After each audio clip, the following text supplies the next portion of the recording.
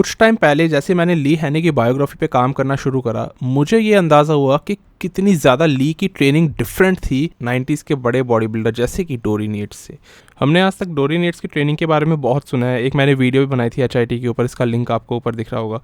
लेकिन ली हैने की ट्रेनिंग स्टाइल क्या था, आज इसके ऊपर एक कॉन्ट्रास्ट और एक कंपैरिजन इन दोनों के बीच में होने वाला है। दोस्तों यही आज का टॉपिक है। दोस्तों कैसे हैं आप सब? मेरा नाम है विरल, आप देख रहे हैं all about Olympia YouTube channel. आगे बढ़ते हैं और इन दोनों के ट्रेनिंग में इनकी माइंडसेट में क्या क्या एक डिफरेंस आ जाता था उसके ऊपर आज हम बात करते हैं। ली हैने की सबसे पहली टेक्निक और डोरी नेट्स के अंदर जो एक डिफरेंस आपको दिखेगा वो था फ्री वेट्स और मशीन्स का। ली हैने हमेशा फ्री वेट्स पे हमेशा ही ज़्यादा फोकस करते थे, वहीं डोरी नेट्स ऐसे एक एथलीट थे जो कि 90s के अंदर मशीन्स का इस्तेमाल करना शुरू कर चुके थे। ये बहुत ही अनकॉमन था क्योंकि उस ज़माने में भी ज़्यादातर एथलीट्स 1990 के दशक में फ्री वेट्स का इस्तेमाल करना पसंद करते थे। हाँ, आज काफ़ी सारे पूरी बॉडी बिल्डिंग कम्युनिटी आज मशीन्स पे शिफ्ट हो चुकी है, लेकिन उस ज़माने में डोरी नेट्स मशीन्स यूज़ करते थे और उनका ये कहना था कि इससे इंजरी से बचा जा सकता है। वहीं फ्री वेट्स इधर उधर जा सकते हैं और आपकी मसल्स इंजर्ड हो सकती है, आपके जॉइंट्स में इंजरी हो सकती है, खास तौर से जब आप फेलियर तक जाने की कोशिश कर रहे हो। तो ये डोरी नेट्स का टेक था। वहीं ली हैने मानते थे कि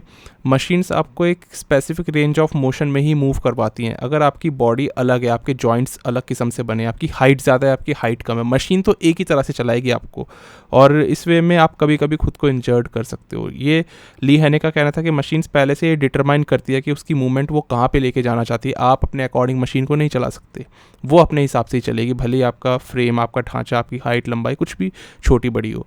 तो इसलिए ली हैने को ये मशीन्स यूज़ करना थोड़ा कम पसंद था। इसके बाद अगला डिफरेंस तो बहुत ही मेजर है इन दोनों के बीच में। ली हैने एक टेक्निक के साथ आए जो कि थी pre exhaust technique.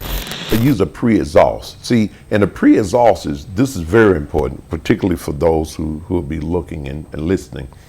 If you can get your leg to think that you're using 8 million pounds and you're only using 500 or 300, then that's great.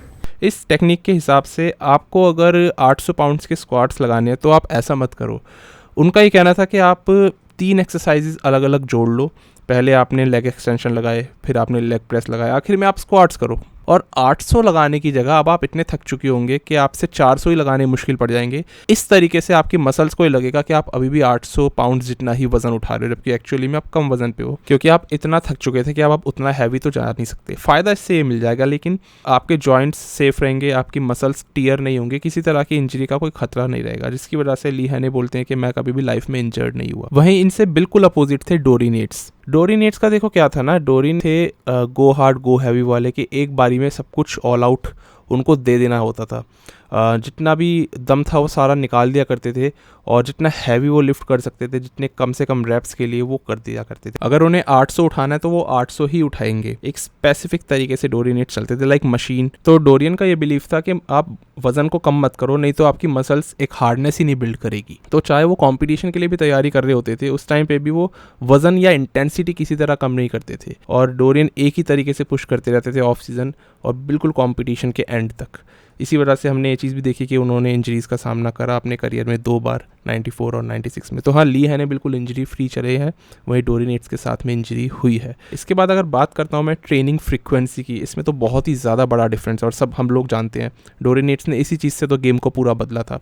80s के बॉडी बिल्डर्स कैसे थे, पहले इनकी बात करता हूँ। ये लोग हफ्ते में 6 से 7 दिन ट्रेन करते थे, मतलब रेस्ट डेज ना के बराबर ही होते थे। ली हैने ने ये बात बताई है कि जब कंपटीशन आने वाला होता था तो ये ट्रेनिंग कुछ इस हिसाब से करते थे कि 6 दिन ट्रेनिंग करेंगे और 1 दिन रेस्ट लेंगे। और जो 6 दिन की ट्रेनिंग है ना, उसमें दिन में 2 बार जिम जाया जा रहा है, कभी कभी तो दिन में 3 बार भी जिम चले जाते थे। तो इतने फ्रीक्वेंट वर्कआउट्स ये लोग करते थे, इतनी जल्दी जल्दी वर्कआउट्स करते थे। वहीं डोरी नेट्स बिल्कुल ही अलग थे। जैसे कि हमें पता है, चाहे ऑन सीजन हो चाहे ऑफ सीजन हो, उनकी ट्रेनिंग में कोई डिफरेंस नहीं आता था, ना इंटेंसिटी में ना फ्रीक्वेंसी में। फ्रीक्वेंसी मतलब अगर हफ्ते में 4 दिन ट्रेन कर रहे हैं ना, तो 4 दिन ही करेंगे पूरे साल। उनको ये मतलब नहीं है कि कंपटीशन आ रहा है तो ट्रेनिंग ज़्यादा करनी शुरू कर दूँ। डोरी नेट्स का जो मेथड था ना, वो ज़्यादा फोकस करता था रिकवरी के आसपास। वो कहते थे रिकवर होगे बेहतर तो मसल्स बनेंगी बेहतर। और वहीं उसके बिल्कुल उल्टे 80s के बॉडी बिल्डर्स बहुत ज़्यादा बार ट्रेनिंग करते थे एक हफ्ते में, वो रिकवरी से थोड़ा कहीं ना कहीं दूर ही रहते थे। इसलिए 80s के बॉडी बिल्डर्स उतने बड़े कभी भी साइज़ में नहीं हुए जितने बड़े 90s के बॉडी बिल्डर्स होने शुरू हो गए थे। और डोरी नेट्स की इसी टेक्निक से बॉडी बिल्डिंग ने एक नया रास्ता, एक नया मोड़ लेना शुरू कर दिया था। अब ट्रेनिंग करते वक्त दोस्तों ये भी ज़रूरी है कि आप कितने आवर्स की ट्रेनिंग कर रहे हो,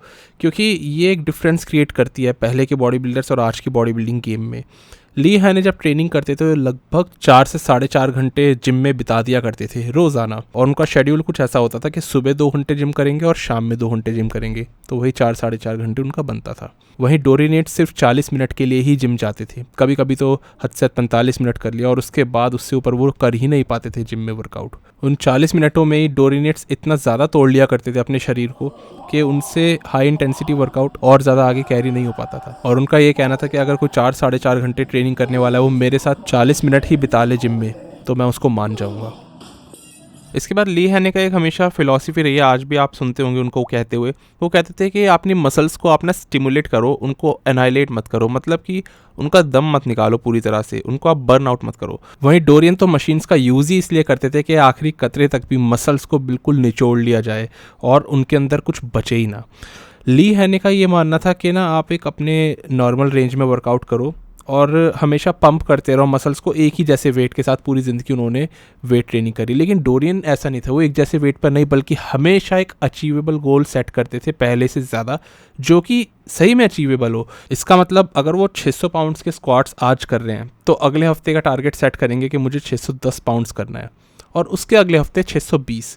इसका मतलब टारगेट लगातार क्लाइंब अप होता जा रहा है और गोल अचीवेबल तो है, लेकिन ऊपर ऊपर चढ़ते जा रहे हैं। पूरी ज़िंदगी एक ही वेट पर वो नहीं रहे, इसीलिए उनकी मसल्स भी लगातार रिस्पॉन्ड करती गई और वो एक बड़े बड़े बहुत बड़े राक्षस बन गए थे बॉडी बिल्डिंग के अंदर, सही में। इसलिए उनको मास मॉन्स्टर इंग्लिश में बोला जाता है। अब डोरियन हमेशा अपनी इस वेट क्लाइंबिंग टेक्निक को बैकअप करते थे एक हाथ और एक रेगमाल वाले एग्जाम्पल के साथ। वो ये कहते थे मैं हमेशा वेट इसलिए इंक्रीज़ करता जाता हूँ क्योंकि मैं मसल्स को देखता हूँ अपने हाथ की तरह और वेट ट्रेनिंग को देखता हूँ रेगमाल की तरह। रेगमाल क्या होता है? एक सैंड पेपर होता है जो आपने कई बार कारपेंटर्स को भी अपने घर में यूज़ करते हुए देखा होगा, लकड़ी की, उससे वो घिसाई करते हैं। तो वो कहते थे कि अगर आपने एक रेगमाल को लिया और उसको अपने हाथ पे रगड़ना शुरू किया तो जाहिर है आपकी जो स्किन है वो फट जाएगी और वहाँ से खून निकलना शुरू हो जाएगा।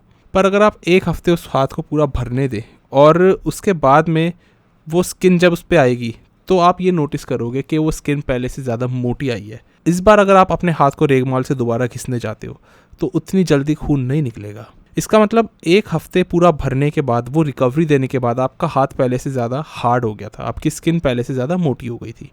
और इसी तरीके से हमारी वेट ट्रेनिंग और मसल्स काम करती है। आज आपने मसल्स को तोड़ा तो आपकी मसल्स ब्रेक हो गई, पर अगर आपने पूरा रेस्ट और रिकवर उसको सही से होने दिया तो वो जुड़ेंगे और पहले से ज़्यादा मजबूत और पहले से ज़्यादा मोटी बनेंगी। इसी को ग्रोथ कहते हैं, मसल बिल्डिंग कहते हैं।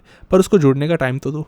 इसलिए डोरिनेट्स हमेशा रिकवरी पे ज़्यादा ध्यान देते थे। तो डोरियन का बेसिक प्रिंसिपल इसी चीज़ पे रिलाई करता था कि मसल्स तभी तक ग्रो होंगी जब उनको ऐसा स्टिमुलेशन मिलेगा, ऐसा झटका जो इससे पहले कभी ना मिला हो। आपने कभी नोटिस किया जब आपकी बॉडी, आप नया नया जिम ज्वाइन करते हो तो पहले 1-2 महीने में बहुत अच्छी ग्रो करती है, पर ज़्यादातर लोग उसके बाद कुछ नहीं कर पाते क्योंकि वो एक ही वेट पे रह जाते हैं।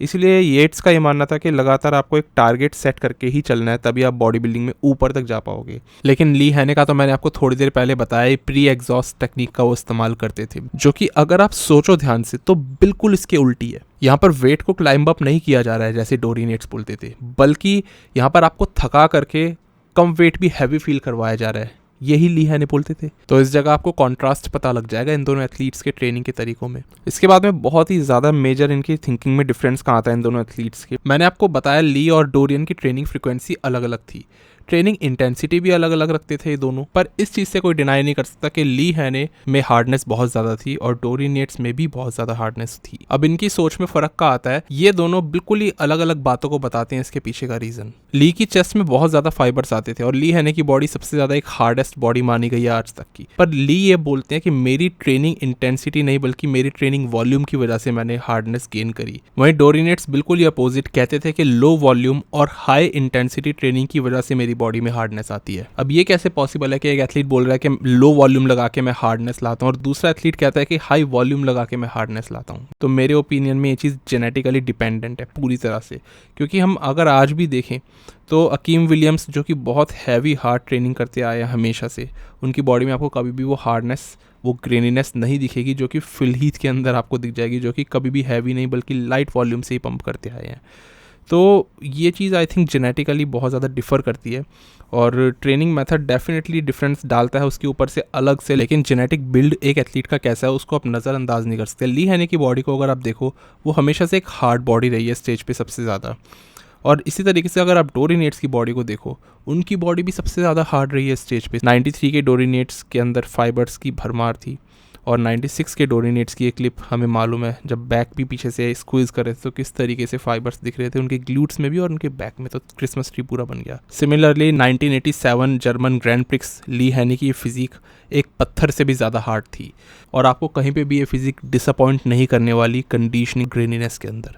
तो आई थिंक ये जेनेटिक बिल्ड होता है जो कि एथलीट्स का इनका एक जैसा था हार्डनेस वाला, और ये लोग लेकिन अलग अलग क्योंकि किस्म की ट्रेनिंग करते थे तो उसी को ही जस्टिफाई करते थे, इसके पीछे का रीज़न बताते थे। एक और डिफरेंस था जो कि ऑफ सीजन के अंदर इन दोनों एथलीट्स में दिखता था। ली हैने हमेशा बिलीव रखते थे कि आपके एब्स हमेशा दिखने चाहिए पूरे साल, और 15% बॉडी फैट से ऊपर आपको नहीं जाना चाहिए। वहीं डोरी नेट्स ऐसा कुछ नहीं मानते थे। उनके हिसाब से अगर आपको सीरियस बल्किंग करनी है और मास ऐड ऑन कर रहे हैं तो आपको जितना वेट ऊपर लेकर के जाना है आपको जाना पड़ेगा। वो 300 पाउंड्स या 310 पाउंड्स पे भी कभी कभी दिखते थे ऑन स्टेज गेस्ट पोजिंग करते हुए, जिसमें कि वो एनॉर्मस लगते थे। उनका साइज काफ़ी ज़्यादा होता था, उनका गट बहुत ज़्यादा होता था, और एब्स जैसी चीज़ की वो तब परवाह नहीं करते थे।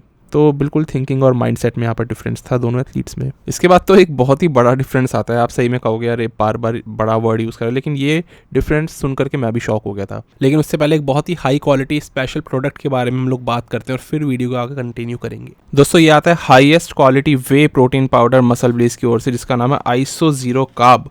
और इसके अंदर अगर मैं बात करता हूँ तो 27 ग्राम प्रोटीन आपको मिलने वाला है 32.5 ग्राम की स्कूप में। तो इस प्रोटीन का प्राइमरी इंग्रेडिएंट आता है वे प्रोटीन आइसोलेट, और उसके बाद में इसमें और कुछ ज़्यादा मिलाया नहीं गया है। थोड़े बहुत स्वीटनर्स हैं, मसल ब्लेज वालों को अपना डाइजेस्टिव एंजाइम, ये सब चीज़ें डाली हुई है। और इसका फ्लेवर आता है स्ट्रॉबेरी, जो मैं इस वक्त यूज़ कर रहा हूँ और मुझे सही में काफ़ी अच्छा लग रहा है। ये जेन्युइनली ये चीज़ मैं बोलूँगा, स्ट्रॉबेरी फ्लेवर बहुत ही सही इसका टेस्ट करा। नहीं तो आमतौर पर दूसरे प्रोटीन पाउडर्स में स्ट्रॉबेरी फ्लेवर अच्छा नहीं बन पाता। और मिक्सिबिलिटी इसकी मैं आपको बेस्ट बोलूँगा, क्योंकि अगेन ये एक आइसोलेट प्रोटीन है, जीरो कार्ब्स वाला। टेक्निकली इसमें सही में जीरो कार्बोहाइड्रेट्स इन्होंने लिखे हैं, बहुत सही से मिक्स होता है। तो प्रोटीन ओवरऑल हर चीज़ में आपको कहीं डिसअपॉइंट नहीं करता। इसको लेने के बाद बहुत ही क्विकली ये डाइजेस्ट हो जाता है बिना गट को इरिटेट करे। तो सबसे ज़्यादा इंपॉर्टेंट मेरे लिए तो यही चीज़ रहती है हर बार प्रोटीन चूज़ करते वक्त। तो आप लोग इसको लेना चाहो ले सकते हो, थोड़ा सा कॉस्टली साइड पे जाएगा बिकॉज ये जीरो कार्बोहाइड्रेट्स वाला प्रोटीन है, प्योर आइसोलेट। तो इसका कॉस्ट आपको पड़ेगा डिस्काउंट के बाद में 6200 के आसपास, अगर आप मेरा कूपन यूज़ करते हो तो। और आप टेस्ट कर सकते हो, प्रोडक्ट को चेकआउट करो। इसमें 2 ग्राम वाला पैक है, 1 ग्राम वाला भी पैक है। मैं 2 ग्राम वाला पैक आपको सजेस्ट करूंगा क्योंकि ये सस्ता पड़ता है। तो दोस्तों आप इसे चेक कर सकते हो। तो वीडियो को दोस्तों कंटिन्यू करते हैं। डोरी नेट्स के लिए हम लोग जानते हैं वो हमेशा नेगेटिव पे बहुत ज़्यादा फोकस करते हैं। उनका ये कहना है कि जब भी आप वेट को ड्रॉप करते हो तो आपको उसको स्लोली ड्रॉप करना है कंट्रोल्ड वे में, क्योंकि वही नेगेटिव मूवमेंट होती है जो आपकी मसल्स को ब्रेक करती है, और मसल ब्रेक होगी तो ही वो ग्रो होगी। तो डोरी नेट्स हमेशा नेगेटिव मूवमेंट पे बहुत ज़्यादा फोकस करते थे। उनका कहना था, मान लो अगर आप बाइसेप कर्ल्स मार रहे हो और आप रॉड को नीचे लेकर के जा रहे हो तो उसको झटके से नहीं छोड़ना, उसको स्लोली छोड़ना है, क्योंकि वही चीज़ है जो आपकी मसल्स को बिल्ड करेगी। ली हैने ये कहते हैं कि ऐसी कोई चीज़ ही एग्जिस्ट नहीं करती है, और उनके हिसाब से मसल्स सिर्फ तब बिल्ड होती है जब आप ऊपर कॉन्ट्रैक्ट करते हो, यानी कि जब आप रॉड को ऊपर लेकर के जा रहे होंगे और मसल्स को स्क्वीज करोगे, पंप करोगे, सिर्फ तभी मसल्स बिल्ड हो सकती है। नेगेटिव साइड का मसल बिल्डिंग से कहीं तक कोई रिलेशन नहीं है। तो डोरियन एक कॉन्सेप्ट लेकर आए 3 फोर्स्ड रेप्स का, यानी कि जब आपके अंदर बिल्कुल ही दम खत्म हो जाए उसके बाद आप किसी की हेल्प लेकर के 3 एक्स्ट्रा रेप्स निकालो, जिसमें कि नेगेटिव पार्ट को आप कंट्रोल वे में होल्ड करो। और रिलीज करते वक्त, ध्यान दे दोस्तों, रिलीज करते वक्त वेट को स्लोली रिलीज करो। वो मानते थे कि इसी से मेरी मसल्स और एक्स्ट्रा ब्रेक होती है और इसलिए मैं इतना ज्यादा एक हार्डनेस मसल्स मिलाता हूँ। पर वहीं ली हैने बिल्कुल अपोजिट बात कहते हुए हमें नजर आए। अब डिफरेंसेस तो बहुत हो गए, लेकिन कुछ सिमिलैरिटीज भी तो होंगी इन दोनों में। ऐसा थोड़ी होगा कि किसी भी बात पे दोनों बॉडी बिल्डर्स एग्री ना करते हो। तो थी दोस्तों ऐसी कुछ सिमिलैरिटीज थी जिसपे दोनों बॉडी बिल्डर्स एक जैसा सोचते थे और एक बार एक मिस्टेक कर गए। वो सिमिलैरिटी थी कंडीशनिंग लेकर आना। आप कहोगे कंडीशनिंग लाना एक मिस्टेक कैसे है? मिस्टेक तो नहीं है, लेकिन इसकी वजह से अगर आप अपने बेस्ट पैकेज को मिस कर जाओ और ओलंपिया टाइटल हार जाओ तब तो वो एक लैक ऑफ एक्सपीरियंस, एक मिस्टेक में काउंट होगा। डोरियन येट्स का हम सबको मालूम है कि 92 में वो बहुत स्मॉल थे एज़ कम्पेयर टू 93, और लोगों को समझ नहीं आया ऐसा एक साल में उन्होंने किया क्या। डोरियन ने बताया था कि 1992 में भी वो बहुत बड़े थे, लेकिन उन्होंने इतना ज़्यादा ओवर डाइट किया कि उन्होंने काफ़ी ज़्यादा मसल मास अपना लूज़ कर दिया और वो छोटे दिखे थे। बस 93 के अंदर उन्होंने ये गलती नहीं करी, और नतीजा ये निकला कि डोरियन 93 वाले कुछ अलग ही लेवल पे चले गए थे। फॉर्चुनेटली डोरियन को ये ओवर डाइटिंग करने से 92 में अपना टाइटल नहीं हारना पड़ा था, लेकिन ली हैने को हारना पड़ गया। 83 की बात है, ली अपना सबसे पहला ओलंपिया टाइटल खेलने जा रहे थे। उस टाइम पे वो लगभग 243 पाउंड्स की थे, जो बहुत अच्छा वज़न होता है 80s के बॉडी बिल्डर्स के हिसाब से। 4 वीक्स पहले की ये बात कर रहा हूँ। लेकिन जिस दिन ओलंपिया हुआ तो वो 233 पे आ गए। उनको ये समझ नहीं आया कि उन्होंने गलती क्या करी। तो ली का भी लैक ऑफ एक्सपीरियंस ये था कि उन्होंने इतना कट डाउन कर लिया कि लगभग 11 पाउंड्स की मसल्स लूज कर दी कंडीशन आने के लिए, और इसलिए वो 233 पर आए और ओलंपिया में उनकी पोजीशन आई 3rd। पर जैसे ही अगला साल 84 का आया तो ली हैने फिर 243 पर थे, पर इस बार बिल्कुल ओलंपिया डे वाले दिन, और नतीजा निकला ली हैने जीत गए। तो इन दोनों ही एथलीट्स ने एक तरह से लैक ऑफ एक्सपीरियंस के चलते अपने साथ में कट डाउन वाली चीज़ काफ़ी ज़्यादा रखी, लेकिन उसके बाद जब इनको समझ आ गया कि गेम किस तरीके से आगे लेकर के जानी है, तो साइज़ इंक्रीमेंट इनमें बहुत अच्छा देखने को मिला। देखो, ली हैने का 11 पाउंड्स का बढ़ना भी बहुत बड़ी बात थी 80s के ज़माने में, लेकिन डोरियन येट्स ने तो लगभग 18 पाउंड्स अपना मसल मास बढ़ाया था 92 से 93। वो कुछ अलग ही बात हो गई थी। तो इनके साथ आपने देखा कि अगर इनको अपनी मसल्स भी सेक्रीफाइस करनी पड़ती थी ना कंडीशन आने के लिए, ये कर दिया करते थे। डोरियन येट्स की कंडीशनिंग बहुत अलग थी दूसरे एथलीट्स से, इसीलिए 92 में मसल सेक्रीफाइस की, ली हैने ने 83 में मसल सेक्रीफाइस की। पर इन दोनों का बिलीफ हमेशा से ये रहा है कि मिस्टर ओलंपिया सबसे बेस्ट कंडीशन एथलीट और एक बड़ा एथलीट भी होना चाहिए, और ये दोनों बड़े थे अपने अपने टाइम पे अगर आप नोटिस करो। और ली और डोरियन येट्स दोनों ये बात बोलते हैं कि मिस्टर ओलंपिया एक स्टैंड आउट होना चाहिए, अलग से दिख जाना चाहिए वो। हैरानी की बात है, इन दोनों का करियर ग्राफ भी काफ़ी सिमिलर रहा है। ली हैने ने पहला ओलंपिया खेला 83 में, जिसको कि वो हार गए, और उसके अगले साल से उन्होंने लगातार ओलंपिया जीता और उसके बाद रिटायर हुए, कभी हारे ही नहीं ज़िंदगी में। फिर डोरियन येट्स के साथ भी यही हुआ, उन्होंने 91 में सबसे पहला ओलंपिया खेला जिसमें कि वो हार गए थे और 2nd प्लेस लेकर आए, लेकिन उसके बाद 92 से वो कभी हारे ही नहीं फिर, और लगातार खेलते गए और रिटायरमेंट आखिरकार ले गए। तो इन दोनों को कभी कोई हराने वाला नहीं हुआ जब तक ये दोनों रेनिंग चैंपियन थे। अब दोस्तों यहाँ से ध्यान से सुनना, इन दोनों की ट्रेनिंग फिलॉसफीज बिल्कुल अलग अलग थी। दोनों की हार्डनेस अलग अलग किस्म की ट्रेनिंग से बनी हुई थी, लेकिन रिकवर करना हर एक ह्यूमन बॉडी के लिए उसी तरीके से काम करता है, चाहे कोई एथलीट कितना भी जेनेटिकली अलग हो दूसरे से। तो हुआ क्या, डोरियन जिस रिकवरी के ऊपर हमेशा से जोर देते थे, ली हैने ने उस चीज़ को इनडायरेक्टली सही प्रूव कर दिया। कैसे? 91 का ओलंपिया होने वाला था, और ली हैने का मैंने आपको बताया कि वो 6 days on 1 day ऑफ वाली ट्रेनिंग मेथड हमेशा से ही फॉलो करते आए थे। पर उस साल उन्होंने कुछ अलग किया, उन्होंने 3 days ऑन ट्रेनिंग करी और 1 दिन की छुट्टी रखी। नतीजा ये निकला कि ली हैने और ज़्यादा बड़े हो गए, मसल्स में शार्पनेस उतनी थी, हार्डनेस कंडीशन सब उतनी, लेकिन मसल्स ज़्यादा फुल दिखने लग गई, और एक्चुअली में ली हैने अपनी लाइफ का बेस्ट पैकेज लेकर आए थे 91 के ओलंपिया में। तो ट्रेनिंग कम करने से उनको ज़्यादा मसल ग्रोथ मिली। तो डोरियन येट्स भी तो यही वाली बात बोलते आए थे। एक्चुअली में ये चीज़ प्रूव करी डोरियन येट्स ने कि ट्रेनिंग कम करने से और वर्कआउट 2.5-3 घंटे करने की जगह सिर्फ 40-45 मिनट, हद से ज़्यादा 1 घंटे करने से भी मसल ग्रो की जा सकती है। आप क्योंकि इससे पहले ये ट्रेंड सेट था बॉडी बिल्डिंग में कि आपको 5 से 6 घंटे जिम में वर्कआउट करना पड़ेगा मसल्स बनाने के लिए, और आर्नोल्ड की तरफ से ये ट्रेंड सेट हुआ था। अब एग्जैक्टली हर एक इंसान को नहीं पता था कि कितनी उसको ट्रेनिंग करनी चाहिए, तो सब लोग लगभग 3 से 4 घंटे जिम में दिया ही करते थे डोरियन येट्स के टाइम से पहले। लेकिन डोरियन माइक मेंटरजर की ट्रेनिंग प्रोटोकॉल लेकर आए और उन्होंने इस पुराने ट्रेंड को ब्रेक किया, और ये बताया कि कम ट्रेनिंग कम समय के लिए करके भी ज़्यादा मसल मास ग्रो किया जा सकता है। ली हैने एंड डोरियन येट्स दोस्तों बहुत कम टाइम के लिए एक साथ में टकराए थे। वो 91 का जो ईयर था, यहाँ पर दोनों एक जैसी बॉडीज कैरी कर रहे थे। आपको मालूम नहीं होगा शायद, लेकिन ली हैने और डोरियन येट्स की वेस्ट भी बहुत करीब करीब थी, लगभग 31 इंचेस की। पर ट्रेनिंग अप्रोच और स्ट्रैटेजीज दोनों ही बॉडी बिल्डर्स ने अलग अलग डिज़ाइन करी अपने लिए। एक वैक्यूम पुल करने में विश्वास रखता था और दूसरा सिर्फ बड़े होने में, पर एक अच्छी कंडीशनिंग के साथ। तो ली हैने तो यहाँ पर रुक गए थे और डोरियन येट्स बॉडी बिल्डिंग को ले गए आगे। पर आपको लगता है अगर ली ना रुकते और जाते अपने 9th टाइटल के लिए, तो डोरियन येट्स को हरा देते 92 में? क्योंकि आज तक भी सबसे बड़ा क्वेश्चन बना हुआ है। कई लोग मानते हैं हाँ, अगर ली मास के लिए जाते तो 9 टाइम मिस्टर ओलंपिया बन जाते। वहीं कई लोगों का ये मानना है कि 91 में उनका जीतना मुश्किल हो रहा था, तो 92 में तो डेफिनेटली बीट हो जाते येट्स से। तो आप इसमें क्या मानते हो, मुझे ज़रूर बताना। फिलहाल के लिए यही था, मिलते हैं ली हैने की बायोग्राफी में। और हाँ, बायोजाइम का आइसो कार्ब वे प्रोटीन चेक करना मत भूलना, नीचे मैंने लिंक दिया हुआ है डिस्क्रिप्शन में। तो बस दोस्तों, हम मिलते हैं उस वाली वीडियो में, तब तक के लिए स्टे ट्यून्ड, गुड बाय, शुक्रिया।